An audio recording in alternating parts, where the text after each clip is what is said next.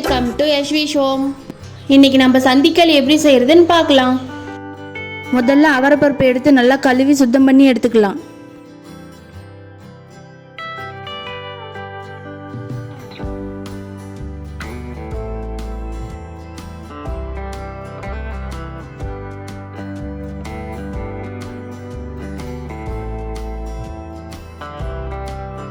நல்லா கழுவி முடிஞ்சதும் இதை வேக வச்சிடலாம்.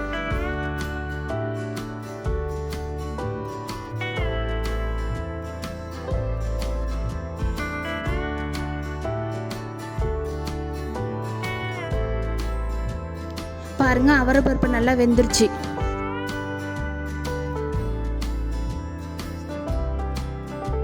இப்போ நம்ம இதை ஒரு பாத்திரத்தில் மாற்றி வச்சுக்கலாம். இப்போ நம்ம களைக்கொட்டை வறுத்தி எடுத்துக்கலாம்.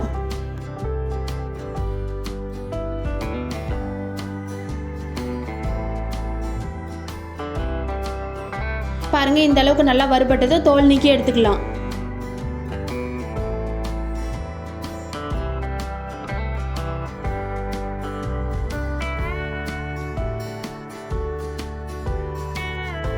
தோல் நீக்கி எடுத்துன்னு வந்துட்டோம். பாருங்க, மிக்ஸி ஜாரில் போட்டு அரைச்சி எடுத்துக்கலாம்.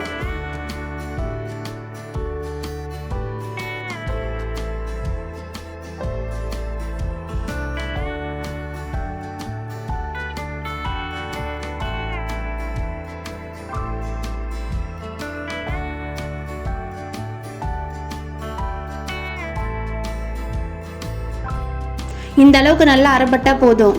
இது ஒரு பாத்திரத்தில் மாற்றிக்கலாம்.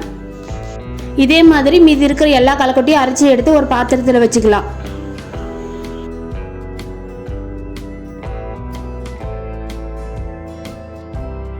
பாருங்க, இந்த அளவுக்கு நல்லா அரைப்பட்டு இருக்கணும். அடுத்து நம்ம வெல்லம் பாவு செய்ய ஆரம்பிக்கலாம். இப்போ வெல்லத்தில் தண்ணியை ஊற்றி வெல்லம் கரையிறதுக்காக சூடு பண்ணலாம்.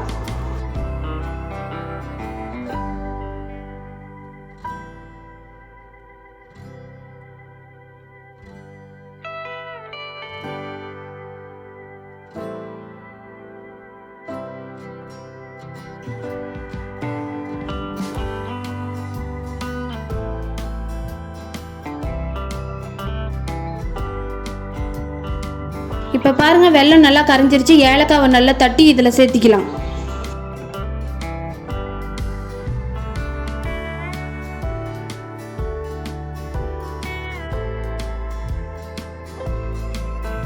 இப்போ பாவும் ரெடி ஆயிடுச்சு. அடுத்து சந்திக்களி செய்யறதுக்காக ஒரு பெரிய பாத்திரத்தில் தண்ணி ஊற்றி வச்சுக்கலாம். தண்ணி கொதிக்கிற வரை தட்டு போட்டு மூடிக்கலாம். கேழ்வரகு மாவு எடுத்து வச்சுக்கலாம்.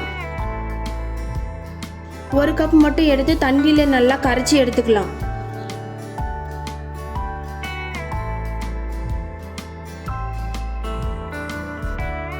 இந்த அளவுக்கு நல்லா கரைச்சதும் நம்ம சந்திக்களிக்காக வச்சிருந்த தண்ணியில் ஊற்றி நல்லா மிக்ஸ் பண்ணிக்கலாம்.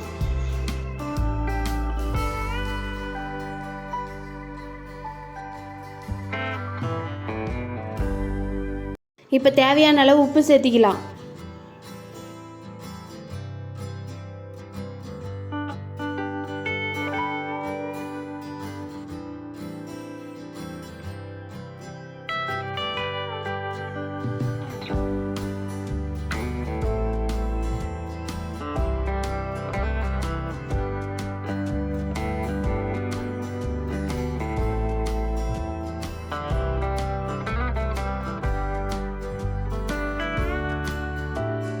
இப்போ பாருங்க, நம்ம கேழ்வரகு மாவு கரைச்சி ஊற்றணும்ல, அது நல்லா வெந்து கலர் மாதிரி இருக்கு. இப்போ நம்ம கேழ்வரகு மாவை ஆட் பண்ணிக்கலாம்.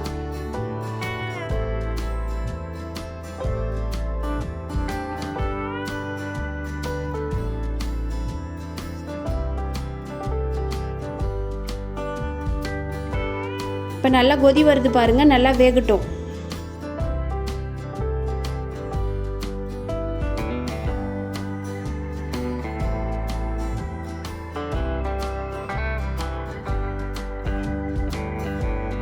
இப்போ பாருங்க, நல்லா வெந்துருச்சு. மிக்ஸ் பண்ண ஆரம்பிச்சிடலாம்.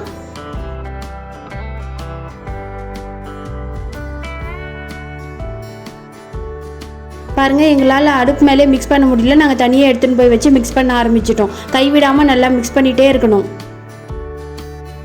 இல்லைன்னா அங்கங்கே கட்டி கட்டியாக நின்றுடும். நல்லா மிக்ஸ் பண்ணிகிட்டே இருக்கணும்.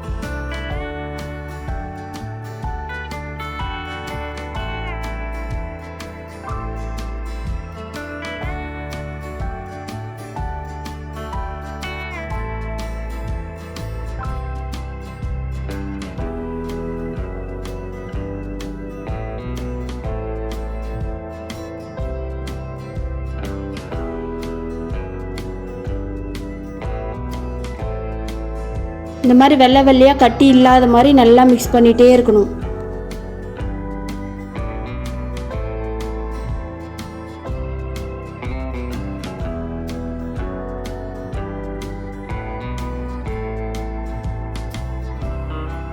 அவ்வளோதாங்க, சந்திக்களிக்கு தேவையான களி ரெடி பண்ணிட்டோம்.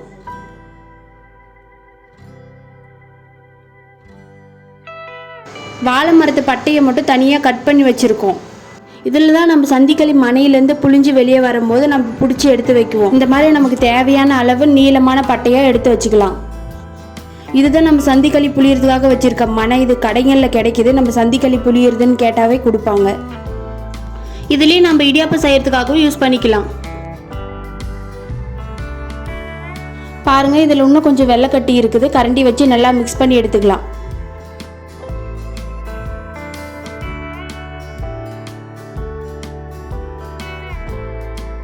இந்த மாதிரி வெள்ளை வெள்ளையாக இருந்துச்சுன்னா சந்திக்களி புளியும் போது நல்லா வராது. இப்போ நல்லா களி மிக்ஸ் பண்ணிட்டோம். இப்போ ஒரு ஈர துணியை நனைச்சி விரித்து போட்டுக்கலாம்.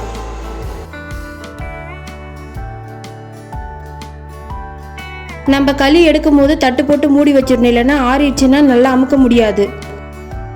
இப்போ சந்திக்களி மனையில் போட்டு எப்படி செய்கிறேங்கன்னு பாருங்கள்.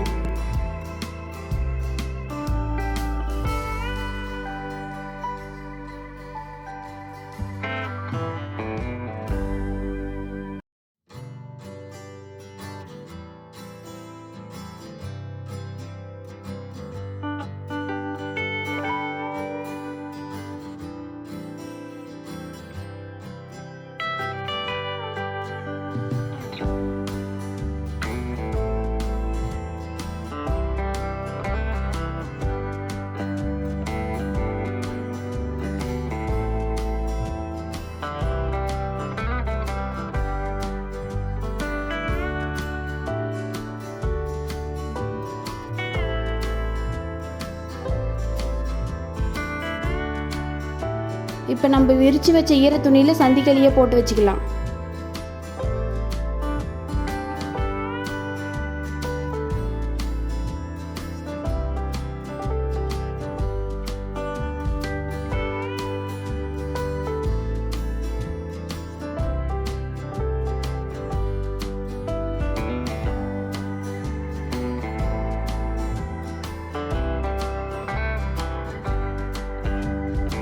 நாம் இப்போ செஞ்ச சந்திக்களி மாதிரியே எல்லா சந்திகளையும் செஞ்சு எடுத்துக்கலாம்.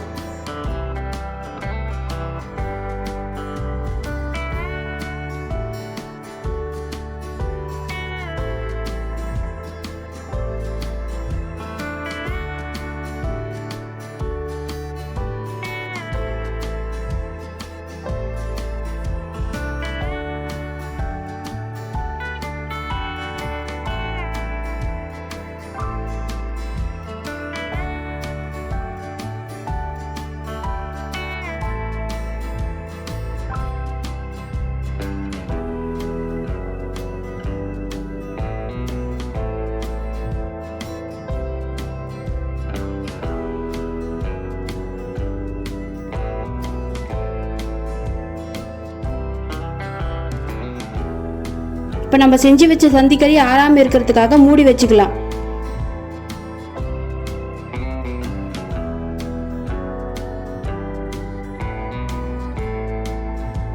இது வேற சந்திக்களி மனை. இது அமுத்தும் போது நல்லா பெரிய பெரிய சந்திக்களியாக வரும். எப்படி வருது நீங்களே பாருங்க.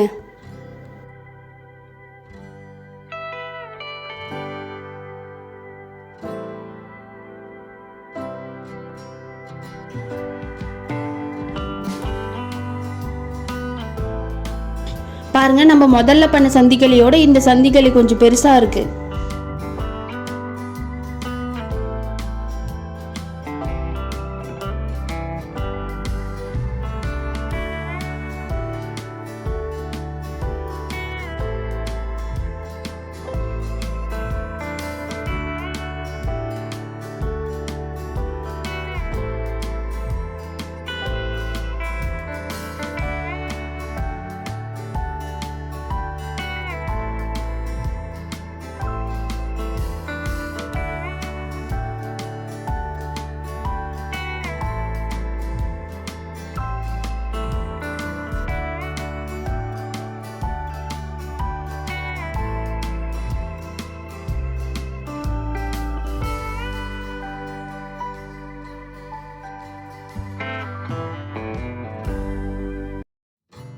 அவ்வளோதான், சந்திக்களி செஞ்சாச்சு.